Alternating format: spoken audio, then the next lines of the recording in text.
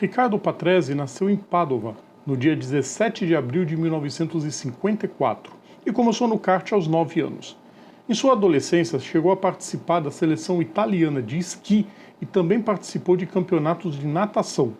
O foco no esporte a motor veio de vez em 74, quando conquistou o Mundial de Kart, em Estoril. A porta que se abriu na sequência foi a da Fórmula Itália, quando foi vice-campeão. No ano seguinte, ele já estava na Fórmula 3, tanto a italiana quanto a europeia, e levou a taça de campeão em ambas. Saltou para a Fórmula 2 em 77, onde foi ao pódio em 5 provas e terminou em quarto. Terça-feira, 16 de abril de 2024, e este é mais um Personagem de Terça.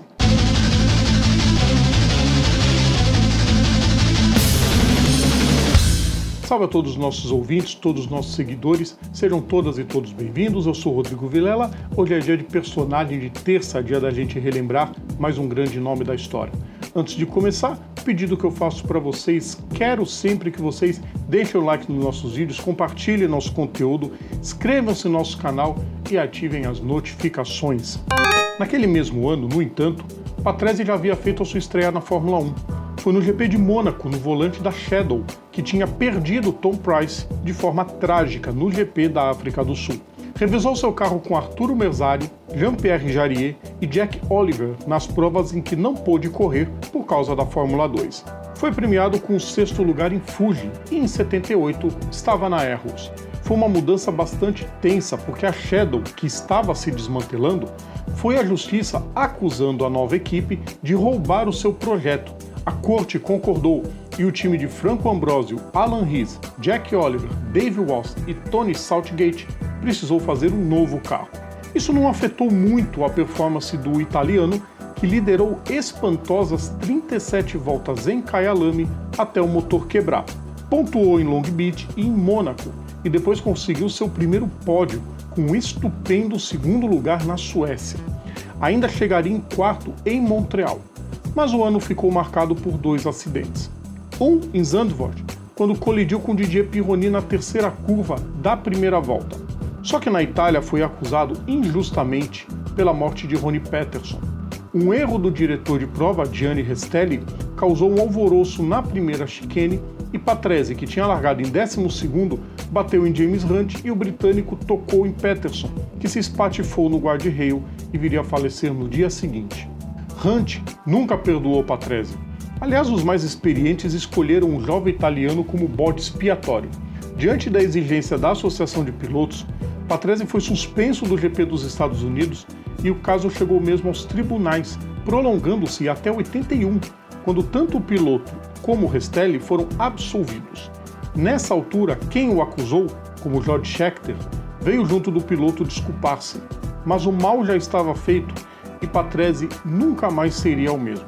Esse acidente marcaria para sempre seu comportamento nas pistas e no paddock. Acusado de arrogante, poucos entenderam se tratar de uma defesa, algo tão natural para quem é acusado injustamente de qualquer coisa. Deprimido, chegou a considerar abandonar as competições logo em 79. Dentro das pistas, lamentavelmente, trocou seu arrojo por pilotagens calmas, cerebrais, frias. Naquele ano, a Arrows foi uma dentre tantas que naufragaram tentando copiar o efeito solo da Lotus. Apenas 2 pontos conquistados. Nos 2 anos seguintes, Patrese subiu ao pódio por mais 3 vezes. 2º em Long Beach, em 80, 3º em 81 no retorno de Jacarepaguá e 2º em San Marino. Mas a Arrows era um time muito limitado e ele não conseguiu mais que isso. Ainda em 81, o italiano correu pela primeira vez nas 24 horas de Le Mans.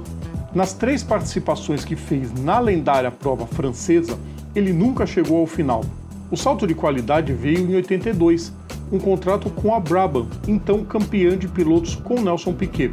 Foi um ano de altos e baixos, já que o desenvolvimento do novo motor BMW ainda não estava pleno, e Patrese correu a primeira metade do ano com o motor Ford aspirado, enquanto o abacaxi alemão era descascado por Piquet. Mesmo com essa limitação, Riccardo conseguiu 3 pódios, sendo o 3º em Long Beach e 2º em Montreal. O outro pódio foi a vitória em Mônaco, a sua primeira na Fórmula 1, numa das provas mais amalucadas da história, quando Patrese, que era 2º, Virou líder com o abandono de Alain Prost, mas acabou rodando logo após a Mirabeau, na penúltima volta. Aproveitando a descida da Lance, fez o carro pegar no tranco e voltou em quarto. E aí ele viu Pironi abandonar, assim como Derek Daly e Andrea De Cesaris, todos sem combustível. Acabou que Patrese venceu, sem saber que estava liderando novamente. A segunda metade da temporada, já com o motor BMW, também em seu carro, foi uma coleção de abandonos, incluindo a quase capotada no barranco de Zandvoort, quando fez parte junto a Brabham do primeiro pit stop para reabastecimento e troca de pneus planejado da Fórmula 1. Apesar dos problemas, o saldo foi positivo, e também fora da Fórmula 1, com o vice-campeonato do WSC, o Mundial de Protótipos. Patrese já disputava a categoria desde 79, tendo vencido 3 corridas em 80 com a Lancia Corse e uma em 81 com a icônica Martini Lancia. Em 82 foram 2 vitórias junto a Michele Alboreto e 5 pódios que deixaram ele atrás apenas de Jack Hicks na tabela. Ricciardo competiu no WSC até 85, tendo vencido mais 2 corridas na categoria. Para 83, o conjunto Brabham-BMW estava bem mais desenvolvido. Só que o italiano colecionou inúmeros abandonos devido a diferentes problemas e quebras. E quando não quebrou, errou. Em Imola, largou em quinto e liderava até a volta 54, quando bateu na Aqua Minerale, após passar em um trecho bastante sujo. A torcida italiana comemorou, porque a Ferrari de Patrick Tambay foi para a liderança e venceu. Ricciardo admitiu, anos depois, que essa corrida e a reação dos torcedores o deixou magoado. Terminou o ano apenas com um 3º lugar na Alemanha e uma vitória na África do Sul, após Nelson Piquet, que precisava apenas do 4º lugar para ser campeão e já tinha visto Prost abandonar, reduzir o ritmo e ceder a liderança a ele. Apesar do triunfo, não seguiu na Brabham e acabou encontrando vaga na Alfa Romeo, que vinha de 2 anos medianos. Mas o motor extremamente gastador em 84 fez com que Patrese conquistasse apenas um 3º lugar em Monza, numa corrida em que apenas 6 pilotos receberam a bandeirada. Em 85, o chassi era tão ruim que tanto ele quanto seu companheiro, Ed Cheever, zeraram em pontos, mesmo voltando ao chassi de 84 no meio daquela que foi a última temporada como equipe. Em 86, ele estava de volta a Brabham, mas o revolucionário BT-55 de Gordon Murray só teve problemas. O motor BMW teve que ser redesenhado e a lubrificação interna não chegava ao seu ápice. Míseros 2 pontos com 6º lugares em Imola e Detroit. O ano seguinte viu o time ficar sem Murray, que foi para a McLaren. O carro era mais convencional, o motor não era mais o mesmo de antes e Bernie Eccleston só estava preocupado em comandar a associação das equipes. Só um 3º lugar no México que caiu dos céus. O time enfrentaria problemas para 88, nem disputou aquela temporada, mas Ricciardo estava em outra casa, a Williams. Com a saída da Honda do time de Frank Williams e Patrick Head, o motor Jude só permitiu a Patrese um 5º lugar na Espanha e um 4º na Austrália. Mas em 89 viriam os motores Renault, e aí sim Patrese pôde mostrar mais da sua capacidade. 2º no México, Estados Unidos e Canadá. 3º na França, 2º no Japão e 3º no Aguaceiro da Austrália e uma 3ª posição na tabela atrás apenas dos quase imbatíveis carros da McLaren. Ainda em 89, quando largou em Jacarepaguá, Patrese se tornou o recordista de largadas na Fórmula 1 com 177 provas, superando àquela altura o número de Jacques Laffite. Se o ano ajudou a restabelecer sua carreira, a temporada seguinte foi ainda melhor. Apesar de um carro que detonava com os pneus e de apenas um pódio, mas foi um pódio especial. Depois de 7 anos de jejum, Patrese voltou a vencer, e na mesma Imola, que aplaudiu seu abandono em 83 e dessa vez vibrou fervorosamente. O italiano estava em 2º graças aos abandonos de Ayrton Senna, Nigel Mansell e de seu companheiro Thierry Boutsen, e a problemas que deixaram Alain Prost para trás. Aí ele foi chegando em Gerhard Berger, que tinha problemas de motor, passou como quis e rumou para sua 3ª vitória na categoria. Veio o ano de 91 e a Williams tinha um senhor carro, deixando claro o quão a era eletrônica seria benéfica para o time. Mas o começo da temporada foi repleto de problemas para ele e para Mansell, que voltava ao time. Mas logo na segunda prova, foi ao pódio em Interlagos. Quando finalmente a Williams resolveu os problemas de confiabilidade, Patrese fez 3 poles consecutivas e os pódios foram aparecendo, incluindo uma vitória no México. Mesmo que ao longo do ano ele tenha ficado para trás em comparação ao seu companheiro de equipe, Patrese colecionou outra vitória em Portugal e fechou o ano com mais um terceiro lugar na tabela de pilotos. A eletrônica foi ainda mais incorporada no carro de 92, que rendeu a Patrese o vice-campeonato. Só que ele não teve chance alguma contra Mansell e tinha explicação. A suspensão ativa fazia o carro sair de traseira no meio das curvas de alta velocidade e isso não caiu bem para o italiano, que tinha uma pilotagem mais limpa. O piloto venceu apenas no Japão, mesmo tendo feito boas provas em Interlagos, Manicur, Hungaroring e Adelaide. Mas seu ano ficou marcado mesmo pelo assustador acidente em Estoril, quando tocou na traseira de Berger e decolou, caindo bem próximo ao muro da reta principal. Ao final do ano, 56 pontos contra 108 de Mansell. Aos 38 anos, Patrese não ficou no time para 93 e acabou indo para Benetton, mas acabou sendo engolido por Michael Schumacher e conseguiu apenas 2 pódios, na Grã-Bretanha e na Hungria.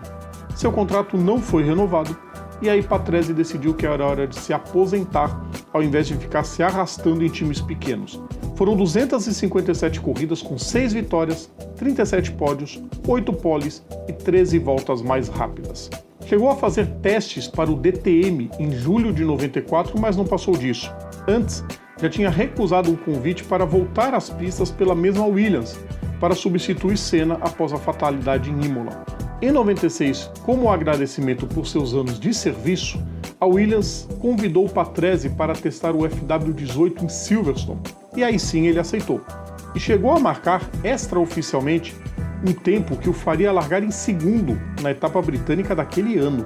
Depois da Fórmula 1, além das 24 horas de Le Mans em 97, já citada, competiu em 95 pela Super Tourenwagen Cup, que hoje virou a DAC Pro Car Series.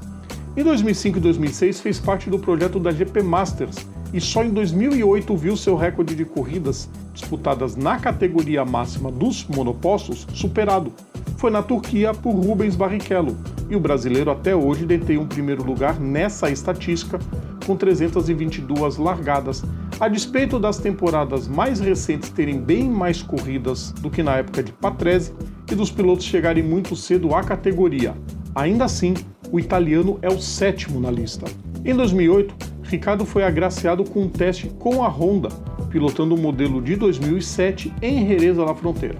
Nesse mesmo dia, protagonizou uma pegadinha com sua esposa, Francesca, quando a levou para uma voltinha pela pista espanhola.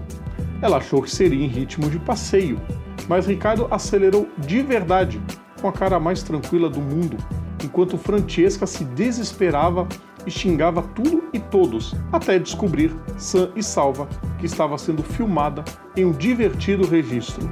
Patrese também começou a praticar hipismo, seguindo os passos de suas filhas, que competiram no esporte internacionalmente. Ele ganhou um título amador nacional italiano antes de se aposentar do hipismo em 2014. Patrese também é um grande colecionador de modelos ferroviários de miniatura, em particular aqueles fabricados pela Märklin, famosa empresa alemã do ramo. Em 2018, ele retornou às pistas para a disputa das 24 horas de Spa com a Honda, ao lado de Loïc Depailler, Esteban Guerrieri e Bertrand Baguetti, terminando na 32ª posição no geral, 7º na classe Pro AM.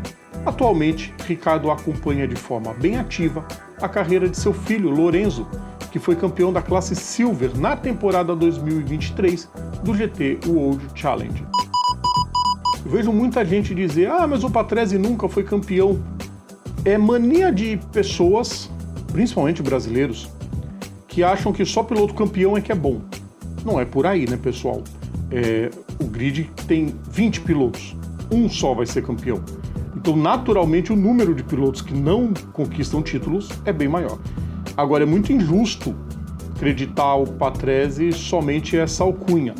Foi um grande piloto, muito bom piloto, bem nível dos anos 90, 80 e 90, onde a gente tinha muitos pilotos bons que não chegaram ao estrelato porque existiam muitos excepcionais também, mas ele marcou seu nome. Ninguém ganha corrida na Fórmula 1 à toa e